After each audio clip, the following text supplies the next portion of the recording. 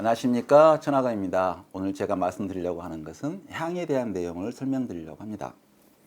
자, 지난번에는 제가 그 맛의 방정식을 소개드렸는데요. 맛의 방정식에서는 오미 오감을 포함한 감각의 리듬이 중요하고 베네핏, 영양, 안전, 가격 중요하고 심상이 중요하다. 더 중요한 건 이게 더하기가 아니고 곱하기다. 그래서 하나라도 빵점이 되면 완전 빵점이 되는 시스템이다. 그래서 한격 선생님께서 설명하는 내용은 너무 이쪽에 이미지, 말로 만들어진 정보, 이미지만 집중하다 보면 전체를 놓치기 쉬우니까 전체 틀을 한번 설명해주고 싶은데요. 그렇다고 해서 제가 이걸 전체 설명하려면 시간이 너무 많이 걸려요. 그래서 이제 좀 기본적인 맥락에서 중요한 오감, 오미 오감을 좀 설명을 드리고 그다음에 몇 가지 맛의 이론을 좀 소개해 드리려고 합니다. 그래서 제가 사실은 책에 이미 어느 정도 책은 써놨어요. 그러니까 제일 처음에 쓴 책이 한 6년 전에 쓴 게 맛이란 무엇인가, 이번에 이제 단품을 하게 됐는데 맛이란 무엇인가 이 책에 써 있고요. 그때 이것은 사실은 맛에 대한 걸 쓴 게 아니라 향에 대한 내용을 썼습니다.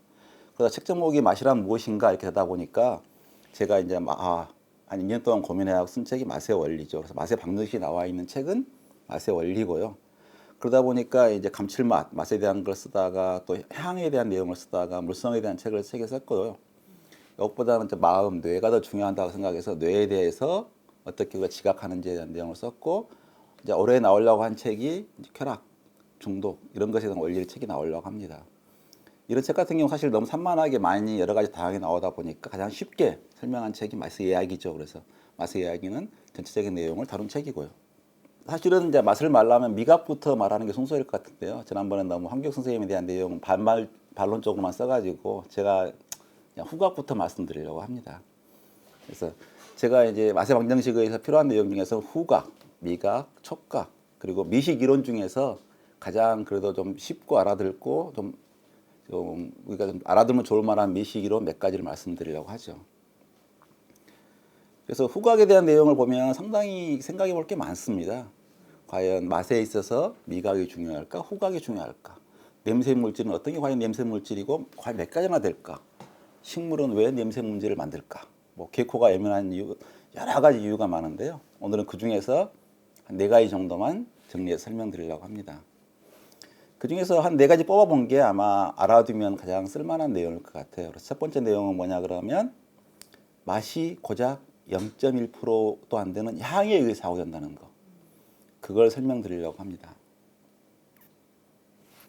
제가 사실 맛이란 무엇인가 책을 쓰게 된 계기는 뭐였냐 그러면 그 당시에는 또 그 방송에서 첨가물 가지고 이렇게 바나나 우유란 거에 보면은 바나나가 하나도 안 들어가고 향, 색소, 설탕만 들어가지고 맛을 냈으니까 이건 굉장히 위험하고 나쁜 거다. 향이 굉장히 위험하다는 식으로 말을 많이 하더라고요. 그러면서 나온 사람들이 사과에는 사과 고유의 맛 성분이 있는데 뭐 몸에 좋은 성분이 있는데 이런 식으로 말해가지고 제가 이 책 뒷면에 보면 사과에는 사과 맛은 없다. 오로지 향만 존재할 뿐이다. 그래서 사실은 합성향이 천냥 못지않게 안전하다. 그 말을 설명하기 위해 책을 썼는데 그렇게 얘기는 사실 우리가 맛도 모르고 향도 너무 모르더라고요.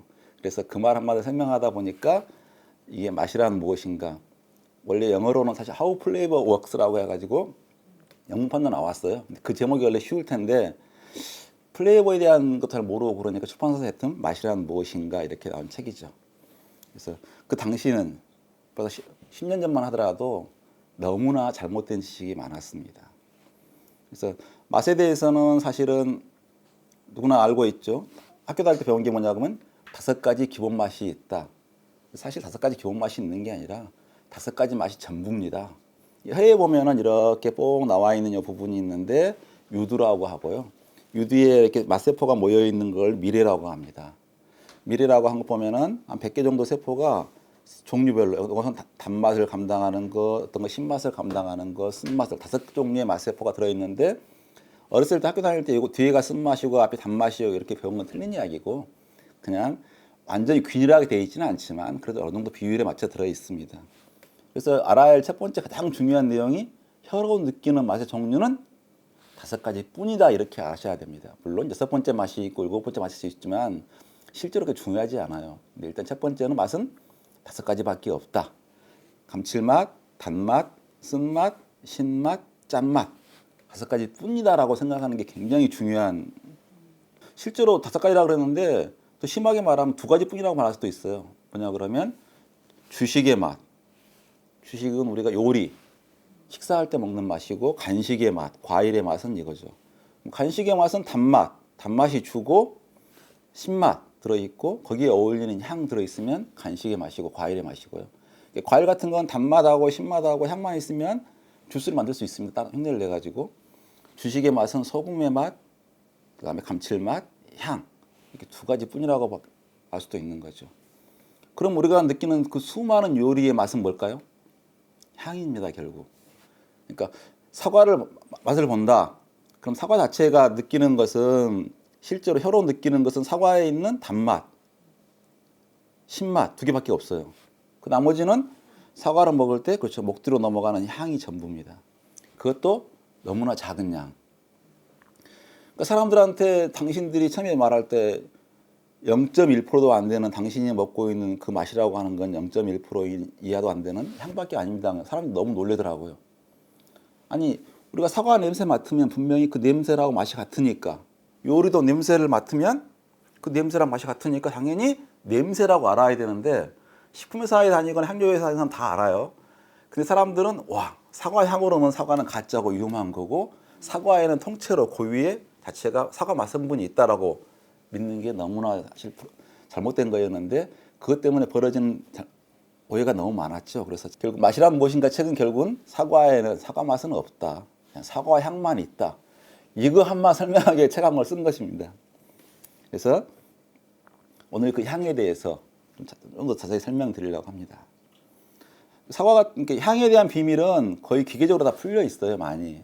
뭐냐 그러면 여기 안에다가 뭐 사과든 장미든 꽃이든 뭐 놔두고 여기서 기체를 갖다가 뽑아내요. 기체를 뽑아내서 GCMS라는 기계에 통과시키면 컬럼을 통과하는 순간에 분해가 돼요. 짝짝짝짝.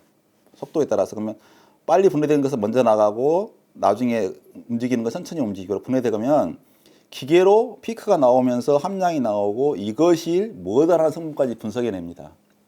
근데 분자는 아는데 그 맛이 어떤 냄새인지 모르니까 옆에서 한쪽으로 바이패스 시켜가지고 코로 대고 있으면서 아 이때 나는 이 분자는 이런 냄새를 내는구나, 이런 냄새를 내는구나 해가지고 분석하면 쉽게 맛의 정체를 알 수 있는 거죠. 그래서 분석에 의해서 많이 알려지고 있다라고 생각하시면 되고요. 그래서 분석을 해서 피크를 재면 그 공기, 기체를 분석하면 이런 피크가 하나, 둘, 셋, 넷, 다섯, 여섯 이렇게 나오는 게 보통 100개가 넘습니다. 보통 300개, 400개, 많은 것은 800개 가까이도 나와요. 그러면 요 하나하나 자체가 냄새를 낼 수 있는 성분인데 재밌는 게 뭐냐 그러면 어느 쪽 냄새가 더 강할지를 몰라요. 피크가 이렇게 큰 쪽이 냄새가 강할지 작은 요만한 게 강할지를 모르는 거죠. 그게 냄새 분자마다 강도가 굉장히 달라서 그렇습니다. 모든 음식 같은 경우는 과일 같은 경우는 거기 나온 냄새를 포집해서 냄새를 분석해 보면 아, 이 맛이 이러한 물질로 구성됐구나라고 알 수 있는 거죠. 그래서 우리가 지금 커피가 인기잖아요. 그래서 커피 하면 굉장히 기가 막힌 향이 나오죠. 그러면 생두하고 원두하고 차이, 냄새 차이 그러면 많이 날 것처럼 보이잖아요. 색깔도 바뀌어 보니까. 근데 실제로 향기 성분은 거의 0에 가까이 있다가 0.1% 생긴 겁니다. 나머지 뭐 여러 가지 성분이 타고 없어지고 과감이 있지만 실제로 향기 성분 생긴 것은 0.1%도 안 되는 거죠. 커피가 커피 체리라고 하는 게 체리처럼 생겼잖아요. 그래서 실제로 원래 과육은 요게 과육이에요. 겉에 있는 게. 과육은 벗겨버리고 속에 있는 속씨를 갖다가 말린 걸 생두라고 하고 생두를 로스팅해서 이렇게 익은 걸 갖다가 원두라고 하죠. 그래서 여기 있는 향기 물질을 갖다가 기기가 발달하면서 계속 피크를 재왔는데 옛날에는 장치가 없어서 냄새가 어떤 물질인지 잘 몰랐다가 점점 밝혀졌어요. 이렇게 밝혀지고 나니까 몇 개 정도 되죠? 800개가 넘는 게 밝혀졌죠. 그러니까 생두의 냄새 물질은 이 정도, 다 합하니까 한 300개 되는구나. 그죠? 로스팅 하고 나니까 한 850개 되는구나. 공통적인 게 200개고. 그러니까 생두는 냄새 물질 종류도 작고 양도 훨씬 작고 비교할 수 없이 이게 원두는 종류도 훨씬 많고 양도 훨씬 많은데 그래봐야 0.1%. 그러니까 방향제로 쓸 만큼 생두 원두 보면 냄새가 강하고 좋은데 그것도 양이 0.1%가 안 되는 거죠. 그러니까 보통 음식에 들어있는 것은 0.1보다 훨씬 작아요, 향이. 그래서 알아두면 좋을 것 같고, 그래서 향이라고 하는 건 뭐냐 그러면 크기가 1나노미터도 되지 않은 정말 작은 크기의 분자다. 분자량으로 치면 300이하도 안 되는 휘발성 물질이고 사실 물보다는 기름에 잘 녹는 물질이다. 이렇게 설명하면 사람들 느낌이 하나도 없죠. 분자량이 뭔지 300 아무 느낌이 없고 1나노미터가 얼마인지 느낌이 없어요.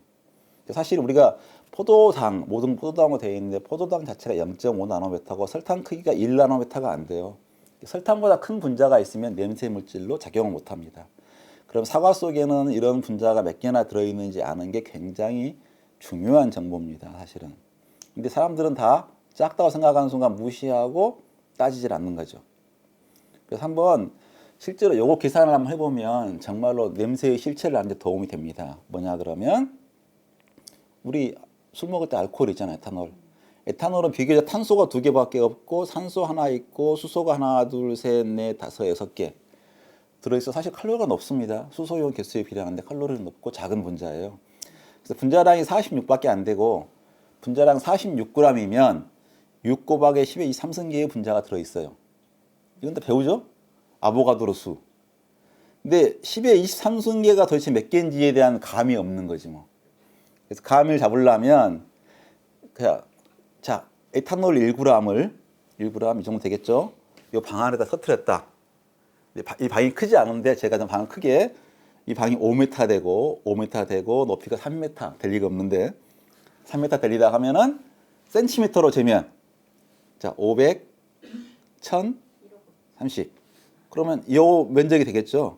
이 면적으로 나누면 1cm당 요걸 나누면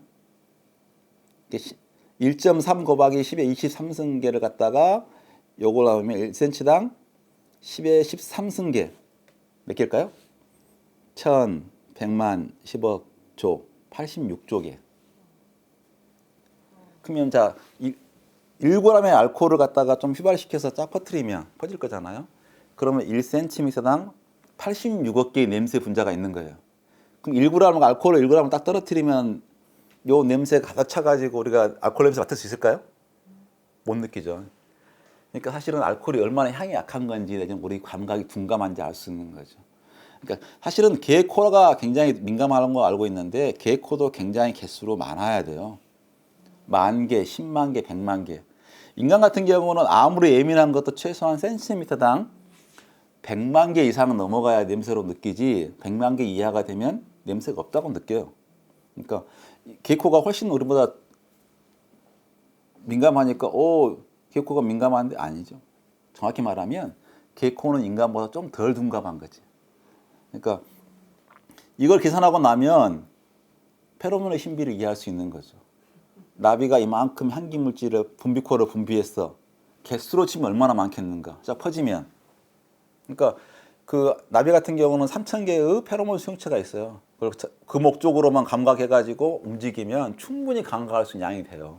그러니까 첫 번째는 우리가 개수가 1나노미터다 그런 순간에 이게 얼마나 작은지 냄새 분자가 작은지를 모르는 개수를 계산을 못해요. 그러니까 페로몬은 신비해요. 연어가 어떻게 수천 킬로미터를 냄새로 갈까요? 냄새 분자가 버글버글버글.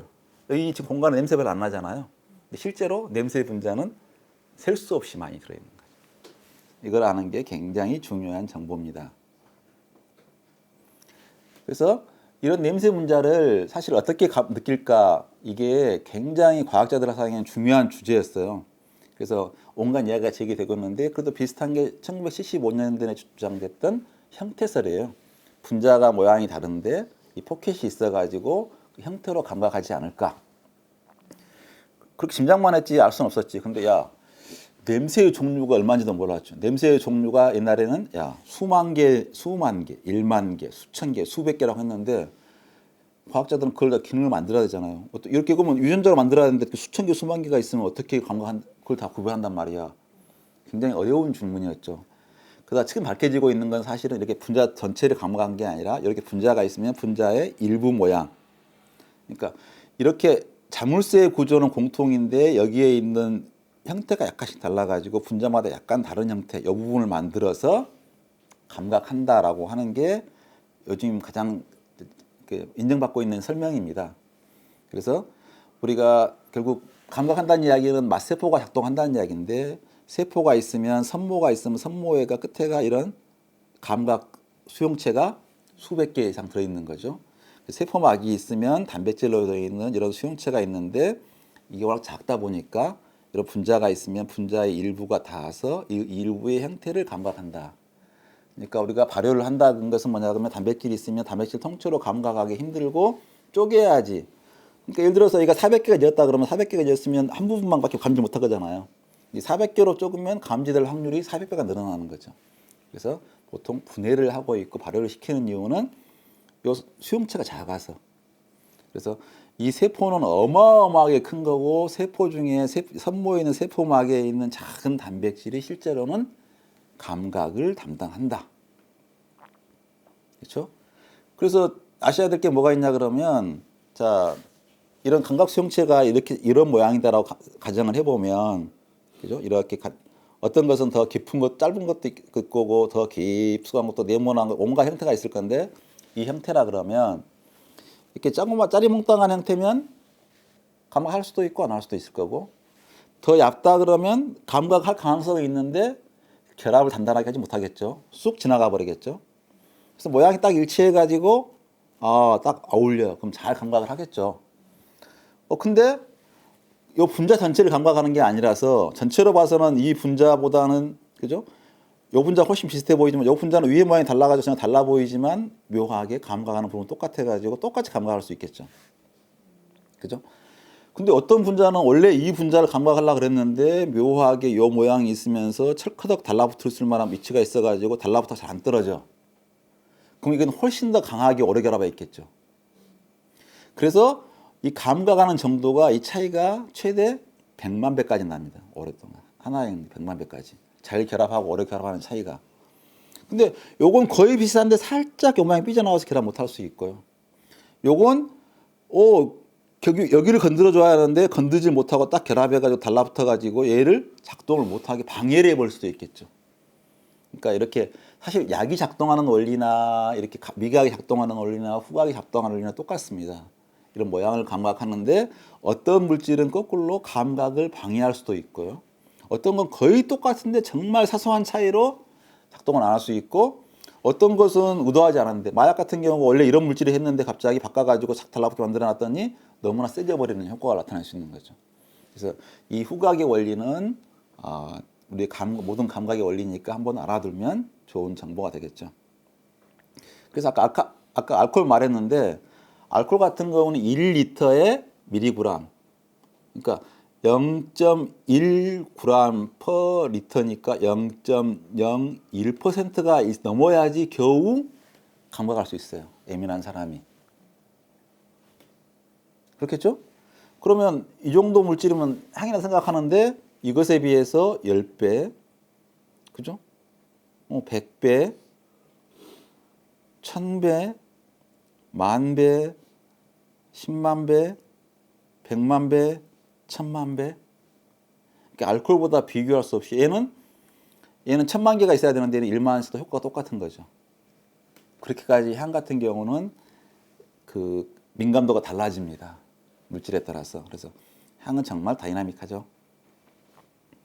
그래서 맛에 있어도 사실은 꼭 아셔야 될 게 뭐냐 그러면 향기 물질은 이렇게 향기를 감각하는 수용체나 똑같습니다.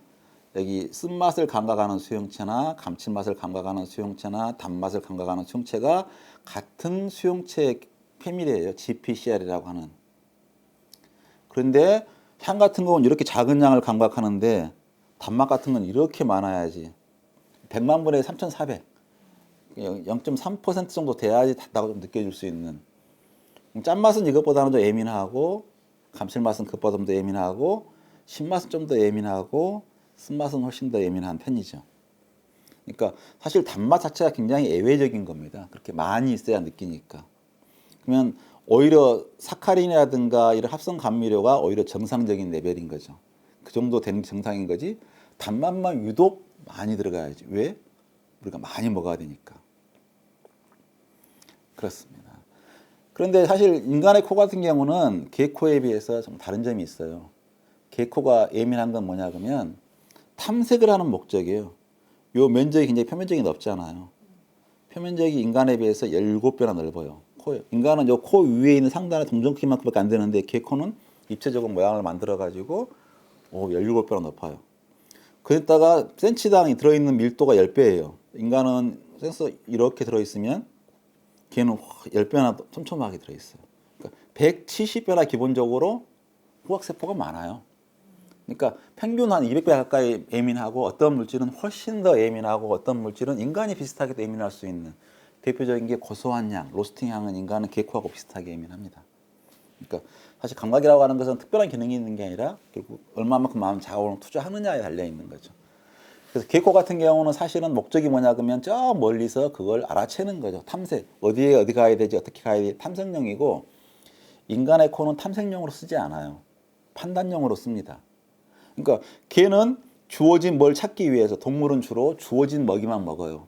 그 먹이를 찾는 게 중요하고 인간은 5만 가지 음식을 다 트라이얼을 해봐요. 이거 어떠지 저떠지?